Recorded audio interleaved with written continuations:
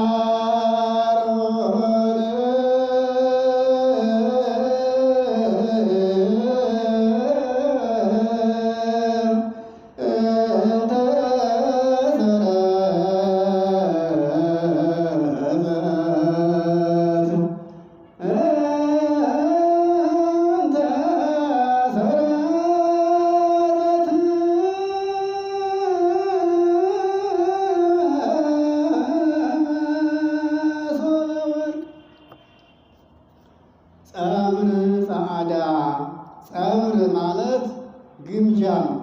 ግምጃ ያው መጎናጸፊያ ማለት ነው። ጸዓዳ ማለት ደግሞ ነጭ አበባ የመሰለ ግምጃ ማለት ነው። ጸምር ጸዓዳ ማለት ጸምር ነጭ ሐር፣ ነጭ ግምጃ፣ ነጭ መጎናጸፊያ፣ መሶበ ወርቅ እንተመና በውስጧ ሰማያዊ መና ያለባት የወርቅ መሶብ በወርቅ ግምጃ የተጠቀለለች በትረ አሮን ተሰረጸት ውሃ ሳያጠጧት ሳይተክሏት አብባ አፍርታ የተገኘች የአሮን በትር የወርቅ መሶብ አንቺ ነሽ እያለ ነው እንግዲህ ዘማሪ የዘመረውና ይህንን ይመስላል። አሁን የሰማችሁት ትርጉም ነው። እንግዲህ የእግዚአብሔር ቤተሰቦች በዛሬው ዕለት እንደ እግዚአብሔር መልካም ፈቃድ የምንማማረው ትምህርታችን አሁን የሰማችሁትን በትረ አሮን ተሰረጸት የሚለውን ኃይለ ቃል በተመለከተ ይሆናል።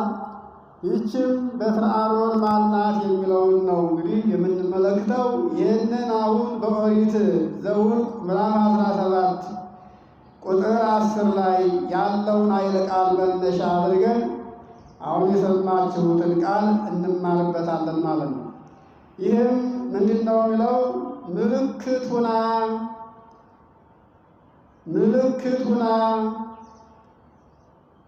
ትጠበቅ፣ ምልክት ሁና ተጠብቃ ትኑር። እንግዲህ የትምህርታችን መነሻ የሚሆነው ይህ ነው። ምልክት ሁና ተጠብቃ ትኑር። አያችሁት? ምልክት ምንጊዜም ምልክት ነው፣ አይጠፋም። ምልክት ደንበር ነው። አያችሁት? ምልክት ወሰን ነው። ወሰን አይገፋም፣ ወሰን አይፈርስም።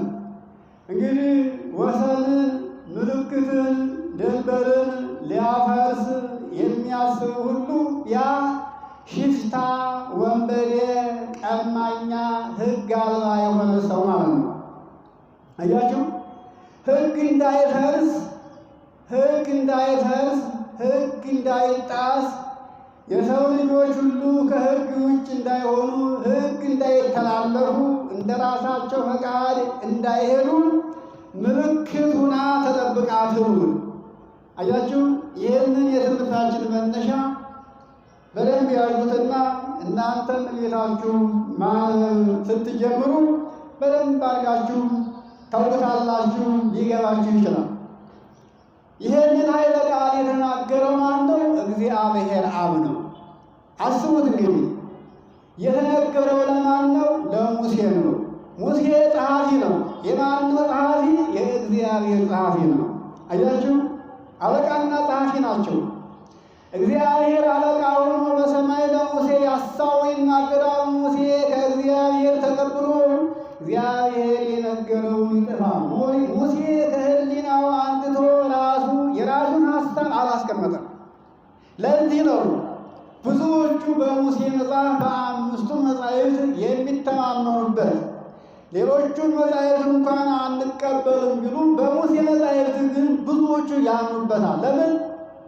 ሙሴ ከራሱ ከሕሊናው አንጥቶ የተናገረው የጻፈው ነገር የለም። ተናጋሪው እግዚአብሔር ነው፣ ሙሴ ጸሐፊ ነው ብለው እግዚአብሔር የተናገረው ቃል ነው ብለው ስለሚያምኑበት ማለት ነው። እንግዲህ የእግዚአብሔር ልጆች አሁን ይሄ ቃል ኦሪት ዘኍልቍ ምዕራፍ 17 ቁጥር 10 ላይ ያለውን ኃይለ ቃል ስትመለከቱት ምን ይላል? ምልክት ሆና ተጠብቃ ትኑር አሉት። ሙሴም እንዲሁ እግዚአብሔር እንዳዘዘው አደረገ። ይህች ማነች? አሁን ስለ እናታችን ስለ ድንግል ማርያም በደንብ ልናውቅና ሊገባን የሚችለው ይህንን የተረዳን እንደሆነ ነው። ዛሬ ይሄ ያልገባቸው ይሄን መጽሐፍ እናምናለን ብለው ተቀብለው መጽሐፉን ይዘውት እያነበቡት ይሄ ያልገባቸው ብዙዎች አሉ። ለዚህም ነው ዛሬ ዓለምን እያቃወሱት ያሉት። ለዚህም ነው ክርስቶስንና እናቱን እያቃለሉ ያሉት። አያችሁ፣ ሰው ካልገባው እውነቱን መቼም ቢሆን ሊያውቅና ሊረዳ አምኖ ሊቀበልም አይችልም። እንግዲህ ይሄ ምንድን ነው? ይህች ምልክት ሆና ተጠብቃ ትኑር የተባለችው የአሮን በትር ነች። አስቡትማ፣ የአሮን በትር የአሮን የእጁ በትር ነበረች። ይሄ የሆነበት መቼም ዛሬ ጊዜውን እንደምታውቁት እናታችን የድንግል ማርያም በዓል ነው። የእሷን በዓል ፈልገን ነው አሁን እዚህ ከስር የመጣንበት ምክንያቱ። ምናልባት ጊዜው እንኳ ቢመሽና ሊገድበን የእመቤታችን በዓሏ ይታወቃል፣ እናውቀዋለን። ግን መሰረቷን አያችሁ፣ ምሳሌዋን ስለሷ የተነገረውን ነገር በመጠኑ እንድናውቅ ተፈልጎ ነው። እንግዲህ ከቁጥር 8 ጀምረን ስንመለከት በበነጋው በማግስቱ ማለት ነው ሙሴ ወደ ምስክሩ ወደ ድንኳኑ ወደ ቤተ መቅደስ ውስጥ ገባ። እነሆ ለሌዊ ቤት ከሌዊ ወገን የሆነች የአሮን በትር አቆጠቆጠች፣ ለመለመች፣ አበበች፣ አበባም ወጣች፣ አፈራች፣ የበሰለ ለውዝ አፈራች ይላል። አያችሁ፣ ሙሴም በትሮቹን ሁሉ ከእግዚአብሔር ፊት ከቤተ መቅደስ ወደ እስራኤል ይዞ ወጣ።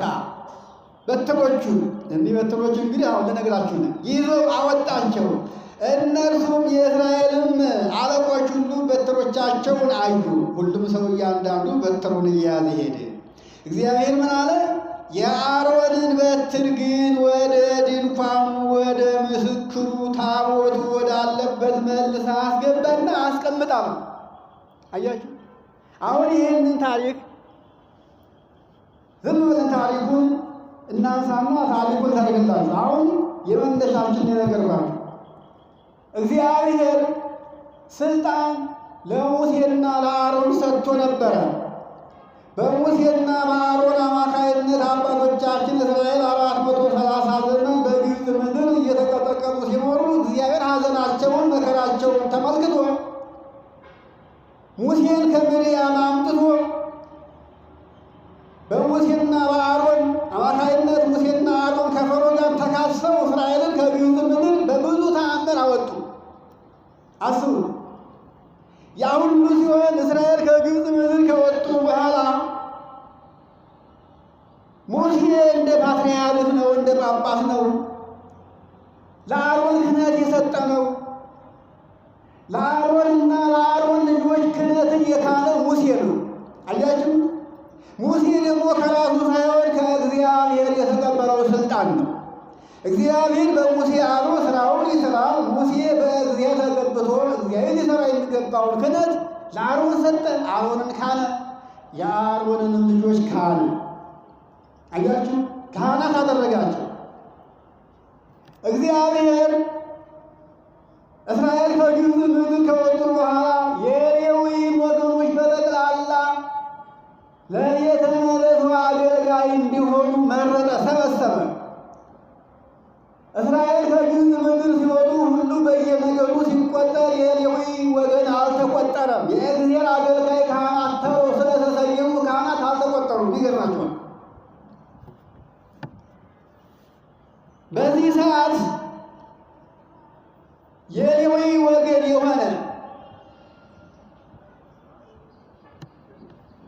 የሌዊ ወገን የሆነ አንዱ ቆሬ የተባለ የሮቤል ወገን የሆኑ ደግሞ የኤልያ ልጆች የሆኑ ዳታንና አቤሮን የፋሬትም ልጅ የሆነ ኦን የተባሉ በሙሴና በአሮን ላይ ተነሱባቸው። በምን ምክንያት ትላላችሁ? ሙሴ፣ አሮን እናንተ የአንድ ሰው ልጆች ናችሁ። ሁለታችሁም የእንበረም ልጆች ናችሁ። ከአንድ ሰው ተወልዳችሁ ስልጣኑን በሙሉ እናንተ ያዛችሁት። ለእኛም የእናንተ ያዛችሁት ስልጣን ይገባናል። አሮንና የአሮን ልጆች ልብሰ ተክህኖ ለብሰው ቤተ መቅደስ እየገቡ ጥና ይዘው እንደሚያሉት ሁሉ እኛም ደግሞ እንደ እነሱ የእነሱ ስልጣን ይገባናልና ቤተ መቅደስ ገብተን ልብሰ ተክህኖ ለብሰን ማዕጠንቱን ይዘን ልናጥን ይገባናል። እናንተ የአንድ ሰው ልጆች ይህን ስልጣን ይዛችሁ ለዘላለም መኖር አይገባችሁም አሏቸው። አያችሁ። ይህንን ምናልባት ታሪኩን በሰፊው ልትረዱ የምትፈልጉ ካላችሁ ኦሪት ዘኍልቍ ምዕራፍ 16ንና ምዕራፍ 17ን ሙላውን አኑሩ። እኔ ግን ከሁሉም አንዳንድ ቃል እነግራቸዋለሁ። በዚህ ጊዜ ሙሴ አዘነ። ሙሴ ምን አለ? በእውነት አንተ የሌዊ ልጅ ቆሬ፣ እናንተ የሮቤል ነገዶች ዳታን፣ አቤሮን አላቸው። በእውነት የእግዚአብሔርን ማደሪያ እግዚአብሔር የሚገለገልበትን በቤተ መቅደሱ ዙሪያ ለቤተ መቅደስ የሚገባውን ሥራ ሁሉ ከእናንተ ውጭ ማንም እንዳይሠራ የዚህ ሰሪዎቹ ተጠባቂዎቹ እናንተ ብቻ ሆናችሁ እንድትቀጥሉ፣ ታቦተ ጽዮንም ስትንቀሳቀስ ነዋየ ቅድሳትን እናንተ እንድትሸከሙ፣ ድንኳኑን እንድትተክሉ፣ እንድትነቅሉ፣ እንድታነሱ እናንተን የመረጠ ከእናንተ ውጭ ይህን ሥራ የሚሠራ የለም። ከቶ እግዚአብሔር ከእስራኤል መርጦ የሰጣችሁ ስልጣን አነሳችሁና ጭራሽ ደግሞ እንደ አሮንና እንደ ልጆቹ ክህነት ይገባናል አላችሁን? አላቸው። ኦሪት ዘኍልቍ ምዕራፍ 16 ከቁጥር 9 ጀምሮ እስከ ቁጥር 11 ድረስ ያለውን ኃይለ ቃል አሁን የነገርኳችሁ እግዚአብሔር የሰጣችሁ ሀብት አንሶ ከእናንተ ወገን ከእናንተ መካከል ከእስራኤል ወገን ማን ነው የታቦተ ጽዮንን ድንኳኗን የሚነካ መጋረጃዋን የሚገልጥ አዕማዶቿን የሚተክል ጥበበኛ ሆኖ ጥበብን ተሞልታችሁ ሁሉም ነገር ካባውን ላንቃውን እንዲሰሩ ጥበብን የገለጠላችሁ ለእናንተ አይደለም ወይ? ይሄ ስልጣን አንሶ ነው ወይ ክህነት ያስፈልጋችሁ? አለ ሙሴ። በሉ እንግዲህ እግዚአብሔር ለእሱ ያለውን ይገልጠዋል። እኔ አልከለክላችሁም። አሁንም እናንተ የፈለጋችሁትን አድርጉ። እግዚአብሔር ግን ደስ ብሎት ከሆነ ለእሱ የሆነውን ሰው ያቀርበዋል አለ እግዚአብሔር። አለ ሙሴ ነገ ሁላችሁም ተገኝታችሁ ጽናችሁ ይዛችሁ እጠኑ አለ። እግዚአብሔር ፍርዱን ይፍረድ ብሎ ነው እንግዲህ። አያችሁ፣ እኔ ከእናንተ ጋር አልጋፋም። እናንተ ከዚያ ሳትካኑ ከእኔ ይቀበላል ብላችሁ ከተነሳችሁ በሉ ጽናውን ያዙ፣ ልብሰ ተክህኖን ልበሱና ግቡና ሞክሩት፣ ፍርዱን ይሞታላችሁ። አያችሁ፣ 100 ሆነው ልብሰ ተክህኖ ለብሰው ጽና ይዘው፣ ጽናው ማለት እንግዲህ አሁን ካህኑ ይዞ የሚያጥንበት ነው። ጽና ይባላል እሱ ማጠኛ። በጽናው ላይ እሳቱን አድርጋችሁ ዕጣኑን ጨምራችሁ እጠኑ አለ። እግዚአብሔር ግን በዚያ መካከል ፍርዱን አሳየ። ይገርማችኋል። 100ውን ሁሉ ከሰማይ እሳት ወርዳ በላቻቸው። የእነዚህ የነ ቆሬ የነ አሮን የነ ዳታን ወገን የሆነ ሁሉ ምድር ከዳቻቸው። ምድር አፏን ከፍታ ዋጠቻቸው። የእነሱ ወገን የሆነ ንብረታቸው ሁሉ፣ ልጆቻቸው ሁሉ፣ ሚስቶቻቸው ሁሉ የእነሱ ወገን የሆነ ሁሉ ምድር አፏን ከፍታ ዋጠቻቸው። አስቡትማ ይበላል። በዚህ ጊዜ እግዚአብሔር ምን አለው? ሙሴ አዎ ስልጣንህን አይተው እንዲያከብሩህ ባለማድረጌ ነው እና አሁንም እነዚህ ከሞት የተረፉ እስራኤል ማዕረግህን፣ ስልጣንህን፣ የስልጣንህን ታላቅነት አውቀው እየፈሩ እንዲኖሩ ምልክት ሰጥሃለሁኝ አለው እግዚአብሔር። ምልክት ሰጥሃለሁኝ። ይሄንን እንግዲህ አሁን ይመላችሁ ምዕራፍ 17 ላይ ያለውን ነው። ምልክት ሰጥሃለሁ ተናገረው። ለእስራኤል ልጆች ሁሉ እንዲህ ብለህ ንገራቸዋል። ከእነርሱ መካከል ከእያንዳንዱ እንግዲህ እስራኤል 12 ነገድ ናቸው። 12ቱ ነገድ እስራኤል 12 አለቃ አላቸው። አያችሁ፣ የአንዱ ነገድ አንድ አለቃ አለው። የአንዱ ነገድ አንድ አለቃ አለው። ከግብፅ ምድር ሙሴ ይዟቸው ሲወጣ የአንዱ ነገድ ብዛቱ 53,500 ሰው ነበር። የአንዱ ነገድ ብቻ እንግዲህ የእያንዳንዱ ነገር የአንዱ 60,000 የአንዱ 48,000 በአጠቃላይ ከግብፅ ምድር ሙሴ ይዞት የወጣው ሕዝብ አባዋራው ብቻ 603,400 ምናምን ሰው ነው። አስቡ። ለዚያውም ካህናቱ ሳይቆጠሩ ማለት ነው። ይሄ ሁሉ የየራሱ የየነገሩ አንዳንድ አለቃ አለው። ምን አለ እግዚአብሔር? ከእስራኤል ነገድ ከየነገዳቸው ከአለቆቻቸው የአለቆቹን በትር ሰብስብ፣ ከየአባቶቻቸው ቤት አንድ በትር ሰብስብ አለ። በየነገዱ ስንት በትር ተሰበሰበ? 11 በትር ተሰበሰበ። 12ኛይቱ በትር የሙሴ በትር ነች። እነዚህን 12ቱን በትሮች ቤተ መቅደስ አስገባና አስቀምጥ አለው እግዚአብሔር። አስቡ። ያን ጊዜ ሙሴ የ12ቱን ነገድ በትራቸውን ሰብስቦ ቤተ መቅደስ አስገባና አስቀመጠ። በማግስቱ ሙሴ ወደ ቤተ መቅደስ ገባ። እግዚአብሔር አዞት ነው እንግዲህ አመለከተው። እግዚአብሔር ገባና እነዚያን በትሮች ሁሉ ሰብስቦ ይዞ ወጣ። ሁሉም ባለበትር የሆኑ ተሰበሰበ። እያንዳንዱ በትሩን እያነሳ ሄደ። በትሩን እያየ በትሩን እያነሳ ሄደ። የአሮን በትር ግን ቤተ መቅደስ ገብታ ሳትተከል ውሃ ሳትጠጣ አለምልማ አብባ ሎሚ ተረንጎ አምርታ ተገኘች። የአሮን በትር ከዚያች ደረቅ በትር አበባ ተገኘ፣ ለምለም ተገኘ፣ ፍሬ ተገኘ፣ አብባ ተገኘች። እንግዲህ ቅድም ሳነብላችሁ ሰምታችኋል። የአሮን በትር አቆጠቆጠች፣ ለመለመች፣ አበበች፣ አበባም ወጣች፣ የበሰለ ለውዝ አፈራች ብዬ ቅድም ነግሬያችኋለሁ። የአሮንን በትር የተመለከቱት ተደነቀ። እንዴት ተተክሎ የማያፈራ እንጨት ተተክሎ የማያፈራ ተክል አለ? ውሃ እያጠጡት እየኮተኮቱት እንኳን ፍሬ አይደለም አበባ እንኳን የማያወጣ አለ።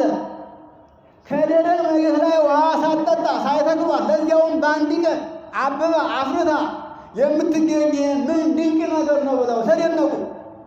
አያችሁ፣ ሁሉም በትራቸውን እያነሱ ሄዱ። ምን አለ እግዚአብሔር? የአሮን በትር ወደ አሮን አትመጣም፣ እዛው መልሰህ አስቀምጠ። እንግዲህ እስራኤል የአሮንን በትር ይችን በትር ውሃ ሳትጠጣ ሳይተክሏት አብባ አፍርታ የተገኘችውን በትር እያዩ እኔን ፈርተው አንተን አክብረው መኖር እንዲችሉ ለእነሱ ምልክት አትቀመጥ። አስቡት እንግዲህ የአሮን በትር ለእነሱ ምልክት ሆና ትቀመጥ አለ እግዚአብሔር። በዛም ዘመን የነበረ የአብርሃም ዘር ሕዝበ እስራኤል ታቦተ ጽዮን ስትንቀሳቀስ ይህች በትር እንኳ ከመጋረጃ ወጥታ ተገልጣ ያዩት እንደሆነ በሙሴ ላይ ይጮኹ ነበረ። ሙሴ ልትፈጀን ትፈልጋለህ? እንድናውቅ ትፈልጋለህ? ይህችን በትር ለዕለትን ጋዜጣለች በነጭ አበባ በግምጃ ጠቅልላ ሸፍና አስቀምጥ፣ እሷን ማየት አንችልም። እንደ አጋጣሚ አንዳንድ ጊዜ ተገልጣ ሲያዩት ይደነግጣሉ። እሷን በማየታችን እናልቃለን እያሉ ይፈሩ ነበርና ይኸውላችሁ ከዚያችን ሰዓት ጀምሮ እስራኤል በሙሴና በአሮን ላይ ማንጎራጎር ቀረ። አያችሁ የሙሴ ስልጣን ከእግዚአብሔር እንደሆነ ተገለጠ። ሙሴ አሮን ካህናት ሲሆኑ ሙሴ እንደ ፓትርያርክ ሆኖ እነ ሙሴ እና አሮንን እና ልጆቹ ሲሾም ስልጣን ሰጡ ሙሴ ነው። ይገርማቸዋል። የሙሴ ስልጣን ከእግዚአብሔር እንደሆነ በዚያች ምልክት አድርገው እነ ሙሴ ሲያከብሩ ቃላቸውን ሲጠብቁ ይኖሩ ነበር። ታዲያ ይህች በትር ማን ነበረች? አሁን እንግዲህ በዜማ የሰማችሁት በትረ አሮንን ተሰረጽ እያሉ ሊቃውንቱ በዛሬው ሌሊት እንግዲህ ሲያመሰጥሩት ተሰማላችሁ። እዚህም ብታድሩ አይቀርም አገልግሎቱ። የእናታችን የቅድስት ድንግል ማርያም ከስደት የመጣችበት እንደገና እንደ ትንሣኤ፣ እንደ ጥምቀት፣ እንደ ልደት ነው። በየትኛውም ቦታ ነው የምትከበረው በዓሉ። እዚህም ብታድሩ ቅድም የሰማችሁትም ትሰሙታላችሁ። የሊቅ ሊቃውንቱ ሲሉ ሲያመሰጥሩት ይሄ ምሳሌ ለማን ነበረ? ይህች የአሮን በትር ለእናታችን ለድንግል ማርያም ምሳሌ ነበረች። አያችሁ፣ ለዚህ ነው በትረ አሮን እያለ ምሳሌዋን የምናነሳው የምንጠቅሰው። ያቺ የአሮን በትር በቤተ መቅደስ ውሃ ሳያጠጧት ሳይተክሏት አብባ አፍርታ ተገኘች የተባለችው ምሳሌይቱ ነበረች። ለማን? ለድንግል ማርያም። ዘይወላችሁ እንግዲህ ምልክቱና ተጠብቃ ትኑር ሲል እግዚአብሔር ያቺ የአሮን በትር ያቺ እንጨት ያቺ ፍጡር አስባ ያለ ውሃ ያለ አፈር እንደዛ ፍሬ ስትሰጥ እስራኤል በዛ ተገዝተው አፍረው ሕግ አክብረው ተጠብቀው ይኖሩ ነበር በምሳሌይቱ። ይህንን ታሪክ አለማወቅ አማናዊቷን እውነተኛይቷን ድንግል ማርያምን ብዙ ምሳሌ የተመሰለላትን ሰዎች ምን እንደሚሏት አስቡት። እንግዲህ ሌላውን መጽሐፍ ቅዱስ ተውት አንቀበልም ማለት ይችላሉ፣ መብታቸው ነው። የሙሴን መጻሕፍት ግን አንቀበልም ማለት አይቻልም። በቀድሞ ዘመን የነበሩ የማያምኑት ሁሉ ከሙሴ መጽሐፍ ውጭ ሌላውን አንቀበልም የሚሉ ብዙዎች ነበሩ ቀድሞ። የሙሴን መጽሐፍ ግን ያልተቀበለ የማይቀበል የለም። ምክንያቱም ሙሴ የተነገረው ከእግዚአብሔር እንደሆነ ስለሚያውቁ የሙሴን መጽሐፍ ያልተቀበለ የለም። አሁን ታዲያ ይሄ መጽሐፍ ይሄ የማን ነው ቃል ያላቸው እንደው የሙሴ ቃል ነው። ቃሉ የእግዚአብሔር ነው። ጸሐፊው ሙሴ ነው። ኦሪት ዘኍልቍ ነው። ምን ይላል? ምልክት ሆና ተጠብቃት ነው እውነተኛይቱ እስከምትመጣ ድረስ እውነተኛይቱ እስከምትታይ ድረስ ለእውነተኛይቱ ምሳሌ ሆና መርህ ሆና የሰው ልጅ ሁሉ በዚች ተጠብቆ የዚችን ሕግ አክብሮ ሲኖር የኋላ ትውልድ ደግሞ አማናዊቱን እውነተኛይቱን ሲያገኝ እውነተኛይቱን ምልክት ደግሞ አክብሮ ይኖራል ሲል እግዚአብሔር ይህንን ትእዛዝ ለሙሴ ሰጠው። ሙሴም እግዚአብሔር እንደነገረው በቤተ መቅደስ አስቀመጠ። እናታችን ድንግል ማርያም በዚህ ዓለም ከወላጆቿ እስከምትገኝ ድረስ የኦሪቱ ሕግ አልፎ የወንጀሉ ሕግ እስከሚተካ ድረስ ይቺ ተሰራ ነበር። ይገርማቸው ይሁን። አሁን እንግዲህ በትረ አሮን እያልን የምንላት የአሮን በትር ምሳሌ የሆነች እመቤታችን ድንግል ማርያም ያቺ ሳይተክሏት ውሃ ሳያጠጧት አፍርታ እንደተገኘች ሁሉ እሷ ደግሞ በዘርና በሩካቤ የተገኘች ሁና ሳለ የወንድ እጅ ሳይዳሰሳት አያችሁ፣ ያለ ወንድ ዘር በድንግልና ጸንሳ በድንግልና ወንድ ልጅ አፍርታ ተገኘች። ይገርማችሁ በትንቢተ ኢሳይያስ ምዕራፍ 7 ቁጥር 13 ላይ ምልክት ይሰጣችኋል፣ ምልክት ይሰጣቸዋል። ይህም ምልክቱ ድንግል በድንግልና ጸንሳ በድንግልና ወንድ ልጅ ትወልዳለች ነበር የተነገረው። ይሄ ሁሉ መጽሐፍ እያለ ሰው ዛሬ ምን ላይ እንዳለ ምን እንደሚናገር አስቡት። ስለዚህ በዚህ እንዳንጠለፍ ያስፈልጋል። ሰዎች ብዙ ስተዋል፣ ብዙዎች ጠፍተዋል። እንዳንጠፋ ያስፈልጋል ወገኖች፣ ማስተዋል ያስፈልጋል። መጽሐፉ እኮ የማይዋኙት ውቅያኖስ ነው። አያችሁ፣ መጽሐፍ ቅዱስ የማይዋኙት ውቅያኖስ ነው። ንባቡን ልናነበው እንችላለን። ምናልባት ንባቡን ከጫፍ እስከ ጫፍ አንብበው ይሆናል፣ ግን ምስጢሩ ምን እንደሚናገር አናውቀው። ችግራችን ይሄ ነው። ይሄንን ቅዱስ መጽሐፍ ለመረዳት ምን ያስፈልጋል? እግዚአብሔር መንፈስ ቅዱስ የረዳቸው ምስጢሩን የከፈላቸው ያነበቡ፣ የተረጎሙ፣ የደረሱ ከእነሱ እግር ቁጭ ብለው የተማሩ ሰዎች ያስፈልጋሉ። ለዚህ አብነቶቹ እነማን ናቸው? ሐዋርያት ናቸው። ሐዋርያት ከራሱ ከባለቤቱ ከክርስቶስ እግር ስር ተቀምጠው 3 ዓመት ተምረዋል ወንጌል። አያችሁ፣ ለዚህ ነው የሚጠየቁት። ነቢያት መንፈስ ቅዱስ ገልጦላቸዋል። ሐዋርያትን አስተምሯቸዋል። ሐዋርያትን ደቀ መዛሙርት አፍርተዋል። የሐዋርያት ደቀ መዛሙርት ሳያስተምሩት፣ የሐዋርያት ደቀ መዛሙርት ሳይተረጉሙት፣ ከእነሱ ሳይጠየቅ ይህንን መጽሐፍ ማወቅ አይቻልም። ይኸውላችሁ መጽሐፍ የሚለው ምልክት ሁና ተጠብቃ ትቀመጥ አለ። በቃ ዘጋው። በየት ይገባል? ትርጉሙ የተዘጋ መስኮት ነው። መቼም በተዘጋ በር ቢዞሩት መግቢያ የለውም። ይሄ የተዘጋ በር ነው። ይህንን የሚከፍተው ማን ነው? ቁልፍ በማን እጅ ነው ያለው? የተባለ እንደሆነ በሐዋርያት እጅ በሊቃውንት እጅ ነው ያለው። ከሊቃውንት ያልተጠየቀን ነገር መጽሐፍ አምኖ ማወቅ መቻል መርዳት አይቻልም ወገኖች። እና ይቺ ተደብቃ ትኖር የተባለችው እናታችን ድንግል ማርያም ነች። ማኅተመ ድንግልናዋ ሳይፈታ አያችሁ፣ በድንግልና ወለደች፣ በድንግልና አለች። ይኸውላችሁ በእሷ ያደረው ማን ነው? ንጉሥ ነው። እሱም ሰማያዊ ንጉሥ ነው። አያችሁ እንግዲህ ንጉሥ በተቀመጠበት ዙፋን ማን ይቀመጣል? አስቡት። አሁን እኛ ስንወለድ በእናታችን ማኅፀን ስንኖር አንድ ነን። ያችን ከተማ የእናታችን ማኅፀን ለእኛ ከተማ ነች።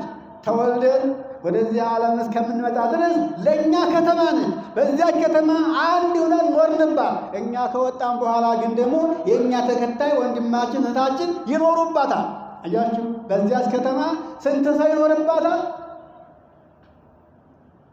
ለምሳሌ ያዕቆብ 13 ልጆች ወልዷል። 12 ወንድ ልጅ፣ አንድ ሴት ዲና የምትባል ወልዷል። በአንዲት ከተማ ማለት እንግዲህ ይኸውላችሁ 12 ልጅ ከዚያም በላይ 30 ልጅ የሚወልድ ሰው አለ። የ30 ልጆች ከተማ ያች ማኅፀን ነች።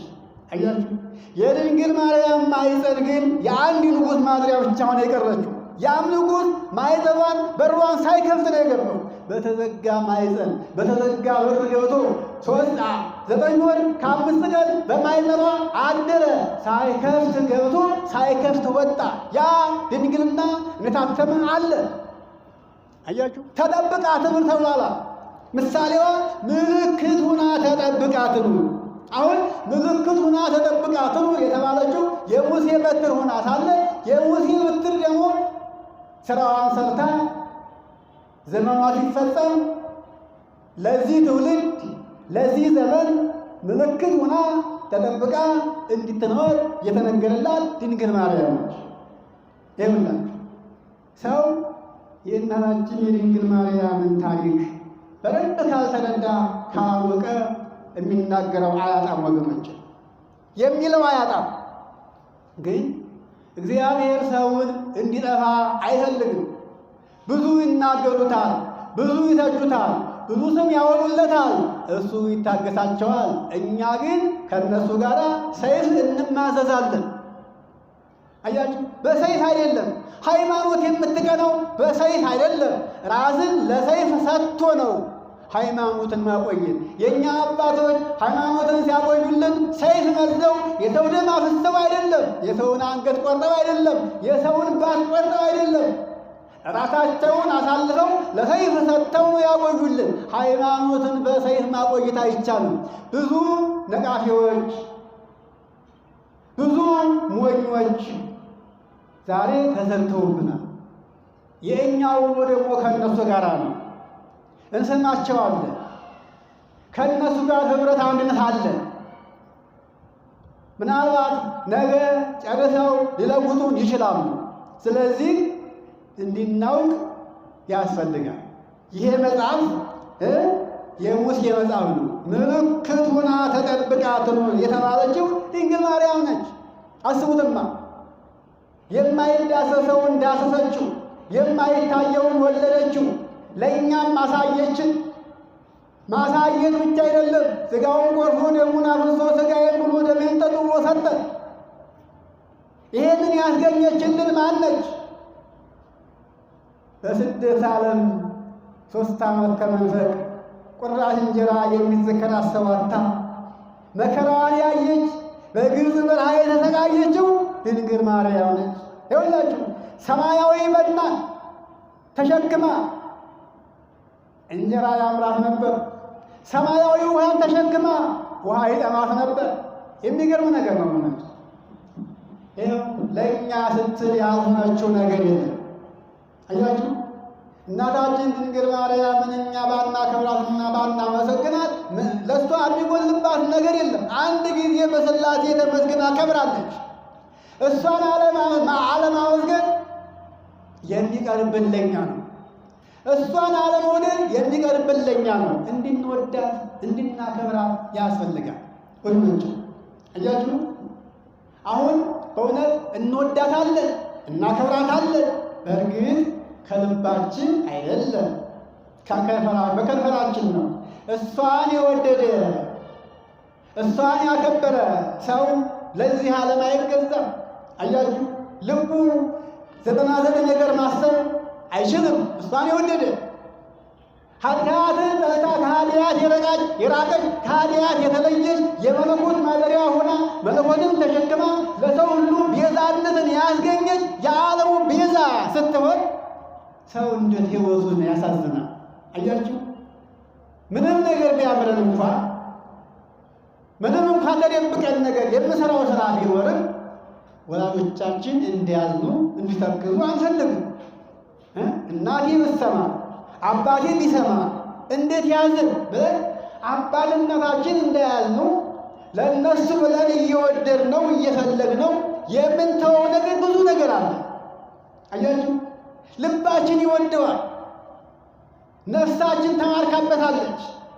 እንዳንሰራው ግን አባት አለ፣ እናት አለ። እናት አባቴ በሕይወታቸው ዘመን እያሉ ይህም ቢሰሙ በእኔ ምክንያት እያዘኑ ወደ መቃብር ይወርዱን ብለን የምንወደውን ነገር እንደምንጠራው አድርገን እንተዋዋለን።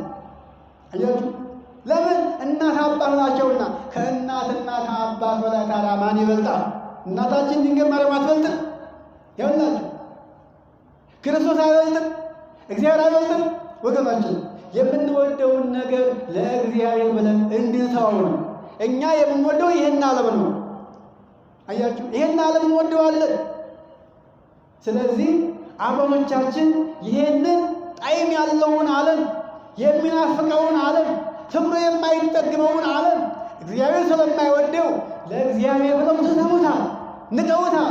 እሱም ደግሞ በዚህ ራሳቸውን ስለገዙ ራሳቸውን ስለቀጡ እኔን ፈልገው ራሳቸውን ገዝተው ስለኖሩ አከበራቸው፣ ወደዳቸው። እኛም እንድንወደድ እንድንከበር በነፍስና በሥጋ እግዚአብሔር መልካሙን ሕይወት እንዲያድለን በዚህ ዓለም ስንኖር ሳንቸገር፣ ሳናለቅስ፣ ሳንሸበር፣ ሳንደነግጥ፣ ሳንሰቀቅ መኖር እንድንችል በወዳኛውም ዓለም ደግሞ እንደ አባቶቻችን የአባቶቻችን ልጆች ሆነን መንግሥቱን ወርሰን በቀኙ እንድንቀመጥ ምን ያስፈልጋል? ይህችን ምልክት እያየን ፈርተን ልንኖር ያስፈልጋል። ምልክቷ ምንድን? ይህችን ደንበር ማፍረስ፣ ይህችን ደንበር መተላለፍ። መጀመሪያ ስንነሳ ደንበር ምልክት ወሰን ነው ብያ እሷ ወሰን ነች። ወሰንነቷ ከኃጢአት ከጽድቅ ወደ ኃጢአት እንዳንሄድ ነው። አያችሁ፣ ወደ ኃጢአት እንዳንሄድ ነው። ኃጢአት እንዳንሰራ ነው። ሰውነታችን እንዳይረክስ ነው። እኛ እያንዳንዳችን ከተማ ነን። ለማን? ለእግዚአብሔር ለመንፈስ ቅዱስ ከተማ ነን ወገኖች። እያንዳንዳችን ለመንፈስ ቅዱስ እንደ ድንግል ማርያም ከተማ ነን። በድንግል ማርያም 9 ወር ያደረ መንፈስ ቅዱስ በእኛ ደግሞ በእድሜ በዘመናችን ልክ በእኛ ያድራል። በጎ ነገር እያሳሰበ እንድንጾር፣ እንድንጸልይ፣ እንድናመሰግን፣ ወንድማችን እንድንወድ፣ መልካም ሥራ እንድንሰራ የሚያደርገን መንፈስ ቅዱስ ነው። መንፈስ ቅዱስ ሲርቀን ግን ምን ይታየናል? ይህ ዓለም ይታየናል። ወረድ ብሎ ይታየናል። የሚገርማችኋል። አያችሁ፣ በቃ እግዚአብሔር እንዳለ አናስበው። ኃጢአት ይገዛናል። አሁን ዓለም ኃጢአት የሚሰራው ወዶ አይደለም፣ እግዚአብሔር ስለተለየው ብቻ ባዶ ስለሆነ ነው። አያችሁ፣ ባዶ ስላገኘ ዲያብሎስ ተጫወተበት ዓለሙን። ባዶ ስንሆን ባዶ ቤት ሆነን እንገኛለን። ባዶ ቤት ስንገባ ምን ይሆናል? ሸረሪት እያጠራበት ነው የሚኖረው። ጠረኑ አያስገባል ወገኖች። አያችሁ፣ እግዚአብሔር የተለየው ሰው እንደዚህ ነው። ውስጡ የተበላሸ የዛገ ነው። ዲያብሎስ ደግሞ ቆሻሻ ይወዳል። እንደ ውሻ ነው። ውሻ መቼስ ውዳቄ ይወደለ። ውዳቄ ያለበትን ሁሉ ውዳቄ ለቃሉ ያውቀዋል። አያችሁ፣ ውስጣችን ሲቆሽሽ በክፉ ሐሳብ፣ በክፉ ምኞት፣ በኃጢአት ውስጣችን ሲረክስ ቆሻሻ ለቃሚ ዲያብሎስ ይመጣና ይሰብርበታል። ያን ጊዜ የራሱን ፈቃድ ይፈጽምበታል። ሰው ዛሬ የምታዩት ሁሉ ከእውነት የራቀ ሆኖ የምታዩት እግዚአብሔር በውስጡ ኑሮ አይደለም። እግዚአብሔር በውስጡ የኖረማ ሰው ምንም አያገኘውም። እንዴት ሆኖ በየት መጥቶ ይፈራል አምላኩን፣ ያስባል አምላኩን፣ ጽድቅን ይፈልጋል። የሚነገረውን ወንጌል ይሰማል፣ ያነባል፣ ይተረጉማል፣ ይጠይቃል፣ ንስሐ ይገባል፣ ይጸልያል፣ ይመጸውታል። ከኃጢአት ከሀኬት የራቀው ታዩታላችሁ ወገኖች። ስለዚህ አሁን እኛ ከእግዚአብሔር ጋር መወደድ እንድንችል ምልክታችን ማነች? ድንግል ማርያም ነች። ድንግል ማርያም ሰማይ ምድር የማይወስኑትን ወስና የተገኘች ወልዳ የሰጠች ልጇ ያከብራል የአምላክ እናት መሆኗን ካወቅን እናታችን ድንግል ማርያም ጉዳያችን እንድታስፈጽምልን ውስጣችን፣ ልቦናችን፣ ሰውነታችን፣ ሥጋችን ሁሉ እንደ እሷ ሊሆን ያስፈልጋል። እሷ አደፍ፣ ጉድፍ፣ ነውር የሌለባት ነጭ ግምጃ ተብላ በትረ አሮን ተብላ የተሰየመችው ድንግል ማርያም በአሮን በትር የተመሰለችው ድንግል ማርያም በዛሬው ዕለት ዋዜማዋን አክብረን አሁን እንግዲህ ንግሱ ቀጥሏል። በቦታው ላይ እስካሁን ማኅሌቱ ይጀመራል። እዚህም ከትንሽ ሰዓት በኋላ ይጀመራል። ወገኖች እንግዲህ ስለ እናታችን ስለ ድንግል ማርያም ብዙ ታውቃላችሁ ብዬ እገምታለሁ። እኔ አሁን ዛሬ በዓሏ ነው። ከስደት ሀገር ተመልሳ በሀገሯ ደስታ ያየችበት ዕለትና ሰዓት ነው።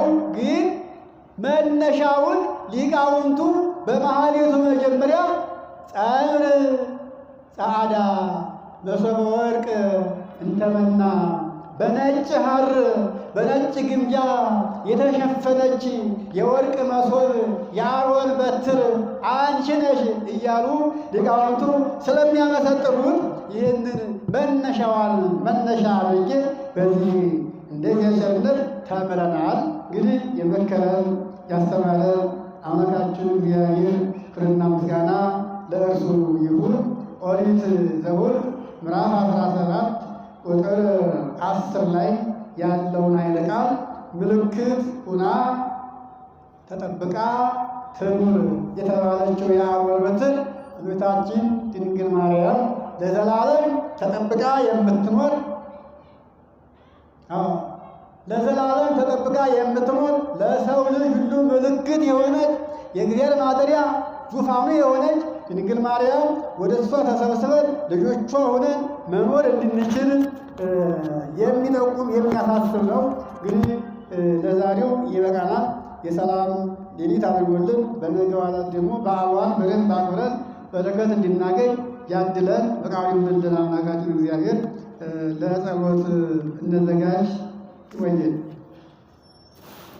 ለአባቶቻችን ለነቢያት፣ ለሐዋርያት፣ ለጻድቃን፣ ለሰማዕታት ለለመነ እግዚአብሔር ለእኛም እንዲለመነን ሀገራችንን ጥሩ ሰላም እንዲያደርግልን ያዘኑ የተከዙ ወገኖቻችን ሁሉ እግዚአብሔር ከሐዘናቸው ከድካማቸው ከጭንቀታቸው ሁሉ ነፃ እንዲያደርግልን በሀገርም ውስጥ በሰውም ሀገር ያሉት ሁሉ በቸርነቱ እንዲጎበኝልን ለሀገራችንም ሰላምን እርቅን እንዲያዝልን ለእኛም ደግሞ ማስተዋልን እንዲያድለንና መልካሙን አፍርተን የመንግስቱ ወራሾች መሆን እንድንችል አባታችን ሆይ እያልን ስሙን እንጠራለን።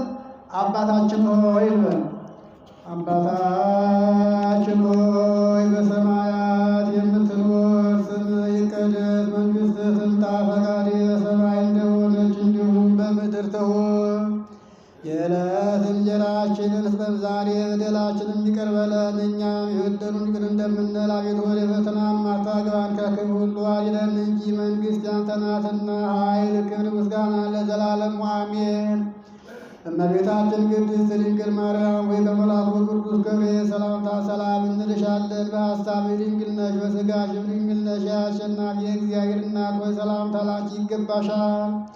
ከሴቶች ሁሉ ተለይተሽ አንቺ የተባረክሽ ነሽ፣ የማኅፀንሽ ፍሬ የተባረከ ነው። ጸጋን የተመላሽ ሆይ ደስ ይበልሽ፣ ልዑል እግዚአብሔር ከአንቺ ጋር ነውና ከተወደደው ልጅ ከጌታችን ከመድኃኒታችን ከኢየሱስ ክርስቶስ ዘንድ ይቅርታን ለምኝልን ኃጢአታችንን ያስተሰርይልን ዘንድ። ኩሉ ፍጡሐነ ወምጽዋዕነ ይሬስየኒ ሬሲክሙ ድለዋነ ለመንግሥተ ሰማያት። እግዚኦ መሐረነ ክርስቶስ፣ እግዚኦ መሐረነ ክርስቶስ፣ እግዚኦ መሐረነ ክርስቶስ፣ እግዚኦ መሐረነ ክርስቶስ፣ እግዚኦ መሐረነ ክርስቶስ፣ እግዚኦ መሐረነ ክርስቶስ፣ እግዚኦ መሐረነ ክርስቶስ፣ እግዚኦ መሐረነ ክርስቶስ፣ እግዚኦ መሐረነ ክርስቶስ፣ እግዚኦ መሐረነ ክርስቶስ፣ እግዚኦ መሐረነ ክርስቶስ፣ እግዚኦ መሐረነ ክርስቶስ። በእንተ ማርያም መሐረነ ክርስቶስ ንበል። በእንተ ማርያም መሐረነ ክርስቶስ፣ በእንተ ማርያም መሐረነ ክርስቶስ፣ በእንተ ማርያም መሐረነ ክርስቶስ፣ በእንተ ማርያም መሐረነ ክርስቶስ፣ በእንተ ማርያም መሐረነ ክርስቶስ፣ በእንተ ማርያም መሐረነ ክርስቶስ፣ በእንተ ማርያም መሐረነ ክርስቶስ፣ በእንተ ማርያም መሐረነ ክርስቶስ፣ በእንተ ማርያም መሐረነ ክርስቶስ፣ በእንተ ማርያም መሐረነ ክርስቶስ